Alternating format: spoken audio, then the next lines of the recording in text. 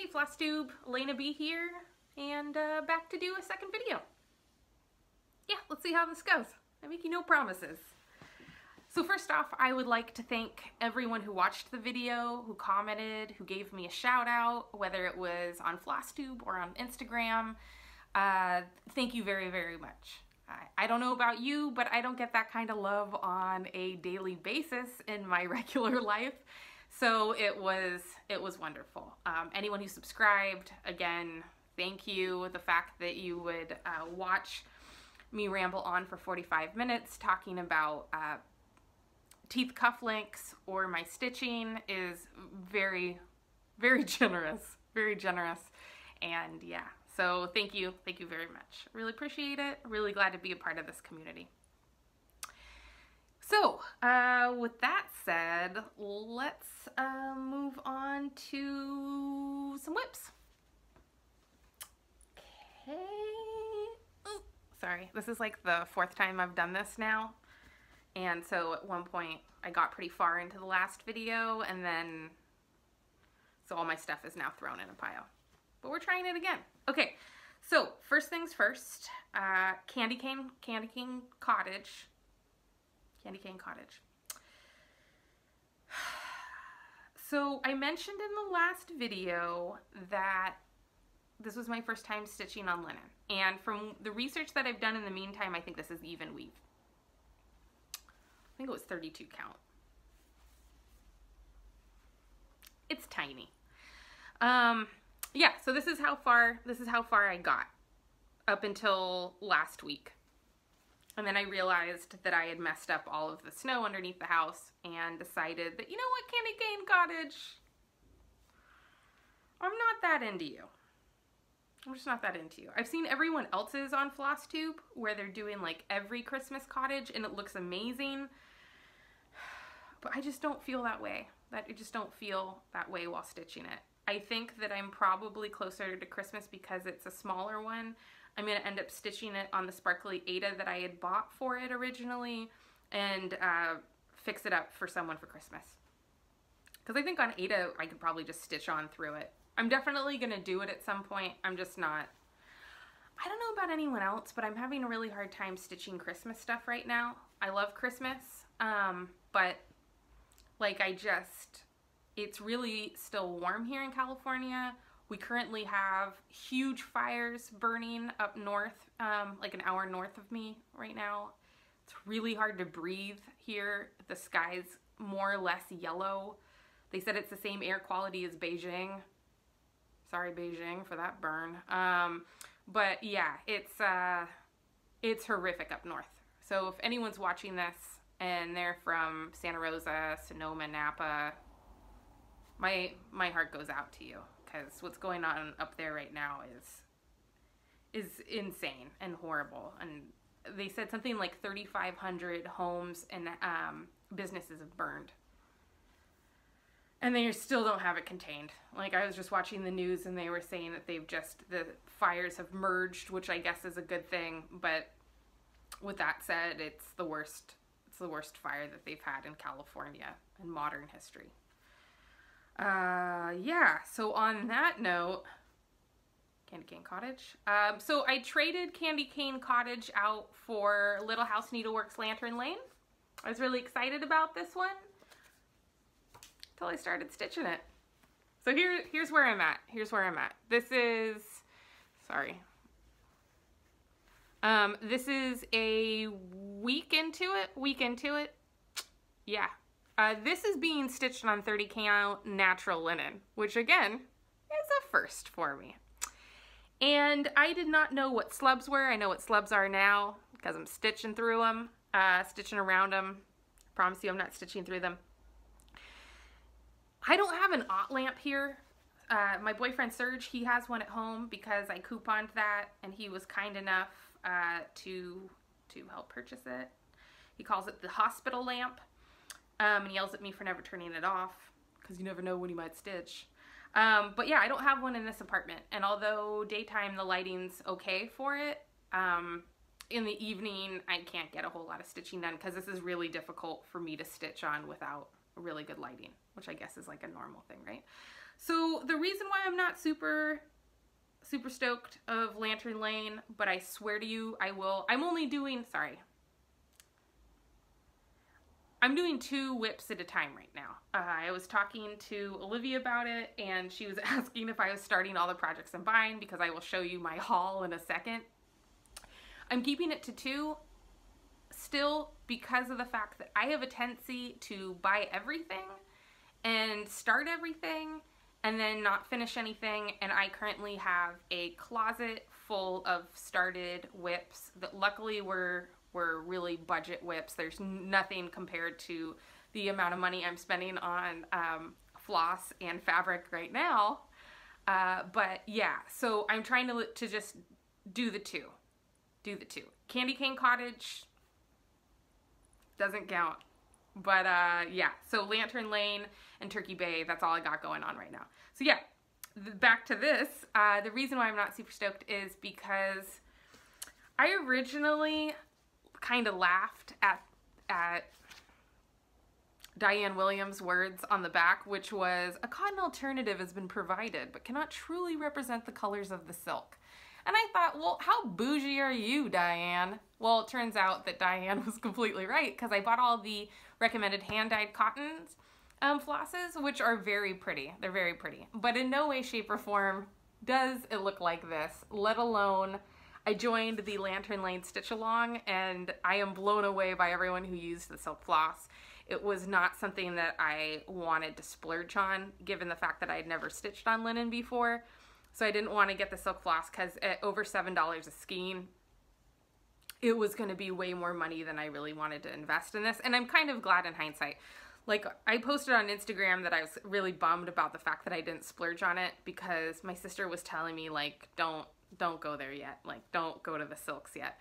And I was kind of bummed, because once I saw everyone else's, I was like, man, I want it to be all variegated and, like, vibrant like that. But, yeah, the fact that there's only 7 different colors of floss in this has got me kind of down. I'm used to using a lot more. I really like a lot of color, a lot of different color options. I like that part. And this is definitely something new for me. So yeah. So I'm chugging along, believe it or not. Yeah, that's like, I want to say like 3 to 4 hours a day, and that's all I have. So I don't really find myself to be a super slow stitcher, but I am slow moving on this, but I will finish it before I start any other ones. Make you no promises. I might be a liar. I don't know. Ugh. Yeah, so Turkey Bay. I will insert a picture here. Or possibly over there. I don't know which side it's going to be in. Turkey Bay has been a joy to stitch. If anyone else likes that pattern, I highly suggest that you go for it. It is, the colors of the hand-dyed floss are slightly variegated. I love the way that they look. It's a Plum Street sampler, and yeah, it is an absolute joy. It's an absolute joy to stitch. I stitched it for about 20 hours last weekend.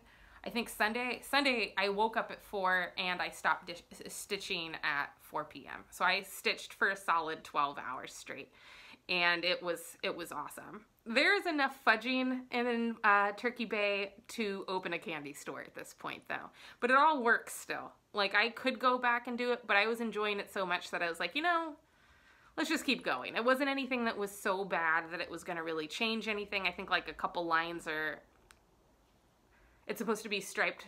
The boat is supposed to be striped, and I think like at the top they're like over by 1, but it's nothing that you can really tell. And again, I was having such a good time stitching it, and it's one of those things that as it comes together, you're just really excited, you know? It's like reading a really good book and the story and the plot come along. That's how I feel about Turkey Bay. So, love Turkey Bay.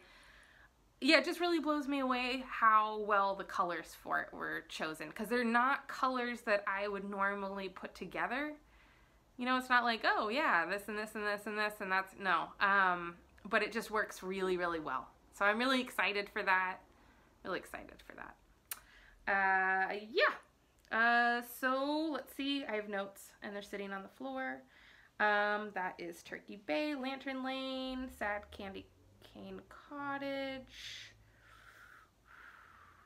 Yeah, one FFO. This is from my boyfriend, and I would like to preface this with, it has bad language. So if you have kids in the room, I will not read the whole entire thing out loud, but I am not covering it up with masking tape. So he surprised me with this. Like, I have no idea. First he gave me the bear one that I showed last week, and then all of a sudden he came back to my apartment with another finished one that's in the exact same frame. What he stitched, I should preface with the fact that I swear like a sailor. I wasn't raised by people who swear. My parents don't swear. But for some reason, ever since I was a little kid, I've just really, really enjoyed swearing it. I am keeping my Flosstube as clean as possible. But, yeah. Like, I want to say that I'm ashamed, but I'm really not. I really enjoy it. But I also don't enjoy offending people. So we're going to keep this clean. So he stitched this with this in mind. Oh, that's going to be backwards. So it basically says, I do not spew profanities. I enunciate them clearly like a effing lady. And he did a really nice job. Sorry, Claire. He did a really nice job of it. I mean, really nice clean stitching. And again, he frames his own stuff. So, yeah. Yeah, sorry. Sorry if anyone's offended by that, but if you are, it might be the wrong YouTube video. Okay. So good for him. He's finishing these like nothing at all. And he started his third project this last weekend. It's an anatomical heart with flowers coming out of it. I forget. I saw someone on Instagram had finished it. And he had started it the first time. It's one of those where you're taking one strand of floss from one color and then another from another, and you're stitching with that. And the colors that it's called for are extremely close to each other. Like, it's very hard for me to see where the color changes are. Like, you can see it from afar, but you can't see it when you're looking at it. And I think he had a couple mistakes on the first one and then just threw away the fabric because he was like, I need to start over. Did it again, made a mistake somewhere in the second one, and I tried to find it and I couldn't. I think he can just get away with it. Like, I think that no one's ever gonna be able to tell. I could not tell when I was trying to be able to tell, so I think he's okay. Either way, it's just really fun because we get to stitch together on the weekends. And yeah, he's a great stitching buddy, and he's making a lot more progress than I am. So he's a pretty quick stitcher. So let's see, those are whips and FFO. We can move along to haul. So I've watched a lot of Flosstube for the last couple weeks, a lot of Flosstube. I am slowly but surely making my way through as many people's videos as I can. I don't know if I should start at video 1 and work my way up, or if I should start at the most current. So I'm just kind of trying to watch whatever comes up. Flosstube is basically like the nicest group of enablers in the world, because I, again, did not know that a lot of this stuff existed, whether it was fancy fabrics, hand-dyed floss, silk floss, different pattern makers. I joined Stitch Mania, and that is like, I'll be at work and just be like, I'll just check Stitch Mania real quick, and like, oh, you worked on that? Whoa, what's the link to that? Oh, who did that? Okay, and it's a slippery slope. It's a slippery slope. It's an expensive slippery slope. So yeah, so I've been purchasing stuff online for the last 2 weeks, and some of it's come in. I'm doing this video today mainly because I have more stuff coming in at the end of next week, and it would have been like a 2-hour video to show everything I bought. Yeah, okay, so hold on 1 second. Sorry, you got the side of my head. Ugh. Okay. I think this is it. I think I got all of it. So first thing that came in was, everyone has such nice project bags. As I mentioned, I do not sew, but I did ask my sister to show me how to specifically make a grime guard and a project bag, and we will hopefully be doing that either this weekend or hopefully next weekend, but sometime soon. Because I don't think I can guilt her into just doing them for me. So yeah, so I got some fabrics off of Etsy from a seller named Spindle and Rose, and she was really nice. She gift wrapped it and included a note with it, and even included a little extra strip of fabric. I got myself 2 pieces of fabric for the exterior of a project bag as well as a grime guard, and I got this really cute Alice fabric. I thought that was adorable. I saw someone else, I forget who, on Flosstube, and their screenshot at the beginning of their video was this fabric, and they had this super cool red glitter bottom bag. Loved that. So when I saw this on there, I was like, yeah, oh, get me that too. And then for the other part, whether it's the grime guard or not, I got this other Alice in Wonderland themed fabric. It's just really, really pretty. Really pretty fabric. So I got those 2. And then for Serge, because again, he's a bear, I bought him because he does not have a project bag at all, but he does have a sewing machine. I got him, let's see, this one, bear fabric. I'm guessing that's going to be the grime guard. And this is, I'm hoping, is going to be the project bear, project bear. That's his nickname. This is going to be hopefully the project bag.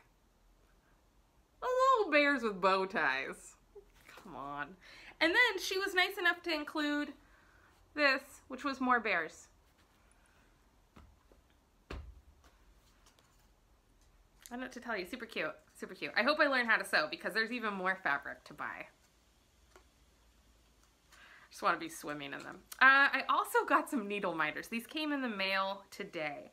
Because my Dodgy Jammer needle minder, the magnet is really weak. It came that way. And like, I think everyone knows my excitement over that needle minder, but it's like, it just keeps falling off. So I decided that that was a really good excuse to buy some more needle minders. And so I got these from Sunspot Creations. And they came, yeah, like I said, they came this morning. These are really weird, which is so my jam. So first, it's a, a hipster ferret. Like, why? I don't know, why not? And then I got these 2 right here. The monster heart is actually, the logo for Comme des Garçons, which is a fancy label, and then it's a baby. It's an angry baby. I don't know why these bring me so much joy, but they're just so weird. Oh, yeah, angry baby. Yeah. I don't know what to tell you. I'm easily amused. It's one of my better qualities, I'd like to think. So those are my needle minders. I have 2 more showing up today. One of them is for my sister. I got us matching ones, and I will show those next time. Because probably at the end of next week when everything should have a ribbon. That's a word. Okay, 2 patterns. This is Little House Needleworks. I'm almost kind of embarrassed to show you this after Candy Cane Cottage. But Little House Needleworks Sweet Shop. Let me do this easier, because without the glare. Sweet Shop.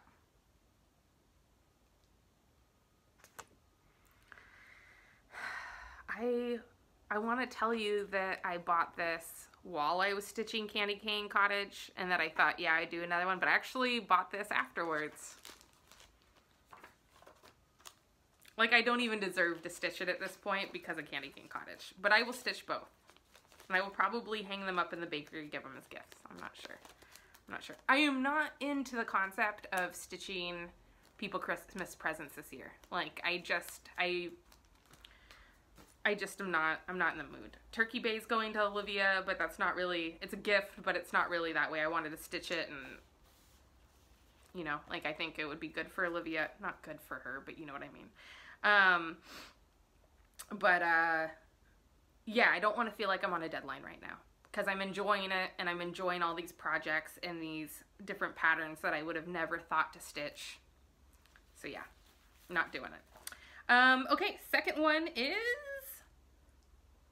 and I love this one. Like, I love this one. This one I will stitch. I think it's hilarious. Let me pull it out of the plastic.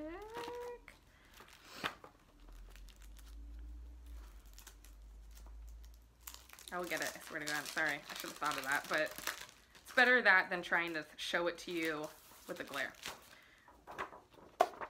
Barbara Anna Designs. Santa, the Dove, and the Key. I mean, come on. Santa is riding a dove.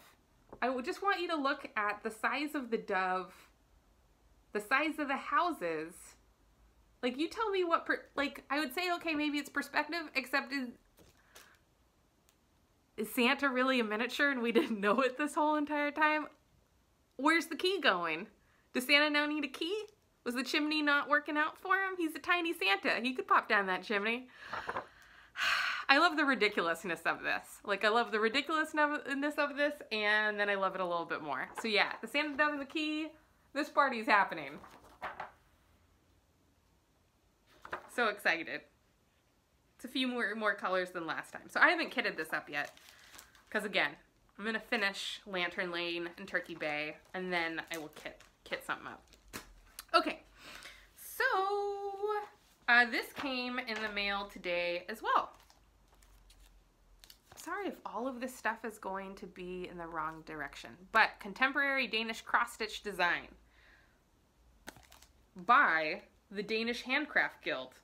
I haven't even fully gone through it, but I got it off of Amazon, obviously used. The patterns are kinda... This is the first cross-stitching book I've ever got, and it's obviously quite a bit older. And I liked it because it had a lot of these...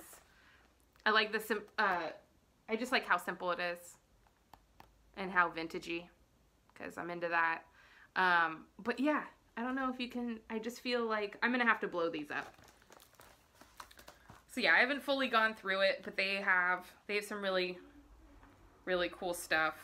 Let me see. Although there's also some kind of weird stuff. This is called Blue and Red Cows. I think that's open to interpretation. Like Depressed Dogs is a little bit more like it. But yeah. So I'm looking forward to flipping through these and seeing something. I mean, I feel like for some simple plain stitching, meaning like travel stitching, I feel like this could be it. I really like this. The reason why I got this was I really liked this whole idea and hoped that there was more of it, and there is in the book. And then this one right here, I don't know. I mean, I have lived in San Francisco long enough that I saw this and I was like, oh, someone did a cross-stitch design of a nanny. And then I got two more designs,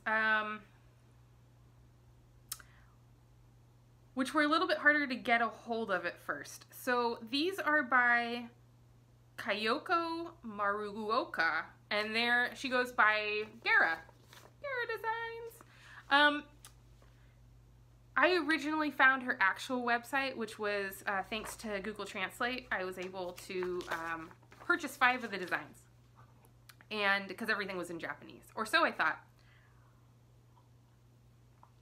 Only to have paid and everything, waited 2 days, and then got an email back saying that they canceled my order without any sort of rhyme or reason to it. And then I luckily found that I could download them for like $1 more than I was originally paying, off of creativepoppy.com. So yeah, so this one is called Posing, and it is going to be done on 32 count even weave that I bought off of 123 Stitch. And I thought that was really cute. I'm going to be doing this one for Chung, who is my only friend that actually watched my video from from last time. Got a little upset that I stitched 2 for Emily and we can't find the Golden Girls, and then lamented on how I haven't stitched or anything. So this kind of reminds me of Chung. It almost kind of looks like Chung in my opinion. And yeah. It calls for DMC. The colors are really pretty. There's a lot of colors, so I think it will be a lot of fun to stitch. I do want to change out some of the colors for the hand-dyed floss so that it has the slight variegation, because I think that in certain areas it will look really good. So that is one that I'm really looking forward to starting. And then second one, same designer. This one is called Rose's Embroidery. And this one I plan on doing for my sister, and I plan on dyeing my own fabric for this one. And it looks like this. And I thought that was really cute. Yeah, and the same deal. I want to replace some of the colors with variegated floss. And yeah, I bought fabric that's also 32 count even weave Joblin or Laguna. Maybe it's not called Laguna. Maybe in my mind it's called Laguna. Maybe it's something close to that. And I'm actually going to try painting the fabric first. And if that doesn't work, then I'm going to just dye it. I'm going to go with the same purple. I think that is everything that came in this week. And next week I have 2 more books coming. One from France and one from Japan. And some other fun stuff, which I will show you then. Blah, blah, blah. Did that. Shoutouts. Okay, so I got 2 shoutouts this week. I actually have something like 5 or 6, but I feel like limiting it to 2 a video makes it a little bit more meaningful. So first shout out is to Marlene over at Stitching. Is it Stitching by the Lake? Yeah, it's Stitching by the Lake. I was gonna say it's Stitching on the Lake, but I just know you as Marlene. Marlene, if you have not seen her videos, please check them out. Again, Stitching by the Lake. Marlene is in Arkansas and has this really nice lake house, and she is, I think, the first floss tuber that I really got into. Marlene can pretty much do any craft, and has the coolest craft, I want to say room, but I feel like it's a lot bigger than that.